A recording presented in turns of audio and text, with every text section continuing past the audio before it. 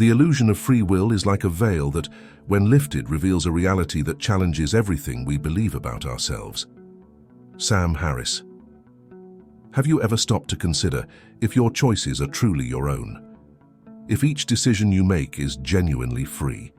Today we're diving deep into one of philosophy's most intriguing questions.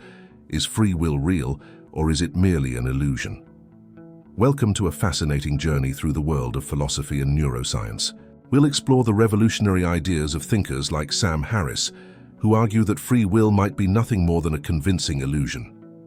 Throughout this video, we'll examine the concept of determinism, challenge our preconceived notions about choice and freedom, and consider the profound implications of these ideas for our personal growth and understanding of the world. Prepare to question everything you thought you knew about your own mind. Let's begin by unraveling the mystery of free will versus determinism and how this discussion can fundamentally transform our perception of reality. But before we dive in, let me ask you a question. If we discovered that free will is an illusion, how would that change the way you view your achievements, failures, and relationships? Keep that question in mind as we move forward. The concept of free will is deeply rooted in our culture and self-understanding. We believe we're the authors of our actions, that our decisions are our own. But what if this belief is just a convincing illusion?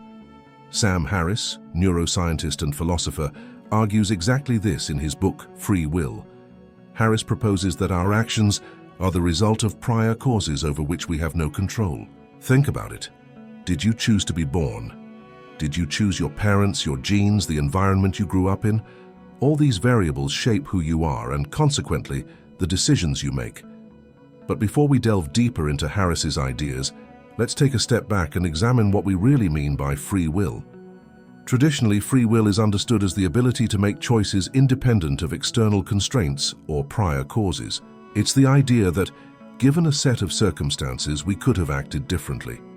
Now think about the last important decision you made.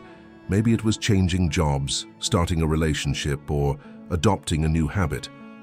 You feel you made that choice freely, right? But let's look closer.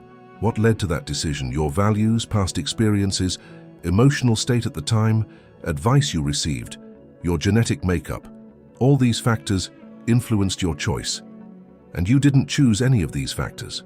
It's starting to look less free, isn't it? This brings us to the concept of determinism, the view that all events, including human decisions, are the inevitable result of prior conditions and events. Determinism suggests that if we could rewind time, keeping all conditions exactly the same, we would make exactly the same decision every time.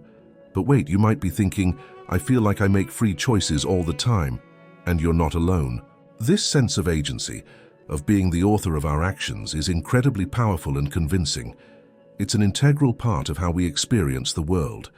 However, research in neuroscience has cast doubt on this perception. Famous experiments, such as those conducted by Benjamin Libet in the 1980s, suggest that our decisions can be detected in brain activity before we're consciously aware of having made them. This implies that our actions may be initiated by unconscious brain processes before we have the sensation of having made a conscious choice. Now, you might be wondering, if free will is an illusion, does that mean we're not responsible for our actions? That choice is an illusion and we have no control over our lives? These are profound and challenging questions that we'll explore further. But first, let's consider another intriguing perspective. What if time itself is an illusion? Some physicists argue that our linear perception of time, past, present, and future, may not reflect the true nature of reality. If time is an illusion, how would that affect our understanding of free will?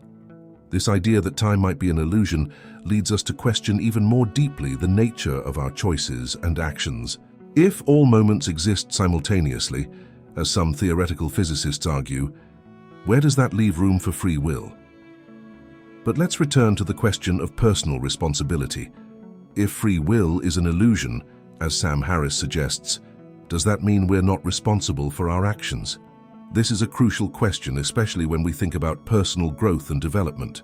Harris argues that, paradoxically, recognizing the illusion of free will can actually lead us to greater compassion and effectiveness in our lives. How? Well, If we understand that people are the product of their circumstances, their genes, their upbringing, their experiences, we can have more empathy for those who make mistakes or act in ways we consider wrong. Moreover, this understanding can lead us to approach social problems more effectively. Instead of simply blaming individuals for their failings, we can examine and address the conditions that lead to problematic behaviors. However, it's important to note that not all philosophers agree with Harris's position. Some argue that there is a form of free will compatible with determinism. This view, known as compatibilism, suggests that we can have free will even if our actions are determined by prior causes. Philosopher Daniel Dennett, for example, argues that free will is best understood as our ability to act according to our own motivations and desires, even if those desires are the product of factors outside our control. Now, you might be wondering, if free will is an illusion, does that mean we shouldn't strive to improve or grow? Absolutely not. In fact, understanding the deterministic nature of our actions can give us a more solid foundation for personal growth. How? Well, if we understand that our actions are the result of prior causes, we can focus on changing those causes. Instead of blaming ourselves for past failures, we can concentrate on creating the conditions that will lead to better outcomes in the future. For example, if you want to develop a new habit like exercising regularly, instead of relying solely on willpower, you can focus on creating an environment that makes exercise more likely, like laying out your gym clothes the night before or finding a workout partner for mutual accountability. This approach doesn't deny the importance of our choices and actions. On the contrary, it recognizes the power of our decisions in shaping our future, even if those decisions are the result of prior causes. But what about our sense of being the author of our actions? If free will is an illusion, does that mean our sense of agency is also illusory? This is a complex question that philosophers continue to debate. Some argue that our sense of agency, while not reflecting metaphysical free will, is still an important part of how we navigate the world. Others suggest that we can cultivate a more fluid sense of self, less attached to the idea of absolute control. As we approach the end of our exploration, it's important to remember that these are deep and complex questions with no easy answers. The discussion about free will versus determinism continues to be one of the most vibrant debates in philosophy and neuroscience. Regardless of where you stand in this debate, reflecting on these questions can be incredibly valuable for personal growth. Questioning our assumptions about free will and determinism can lead us to a deeper understanding of ourselves and the world around us. So, what do you think? Is free will real or a convincing illusion? How does this reflection change your perspective on your own choices and actions? And more importantly, how can you use this understanding to further your own growth and development? Remember, the goal isn't to arrive at a definitive answer, but to cultivate an open and curious mind. As philosopher Bertrand Russell said, the value of philosophy is, in fact, to be sought largely in its very uncertainty.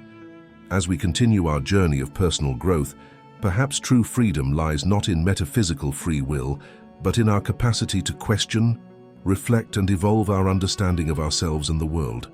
Thank you for embarking on this philosophical journey with us. Keep exploring, questioning, and growing. And remember, as the philosopher Epictetus said, it's not things that disturb us, but our opinions about them. Perhaps the same can be said about free will.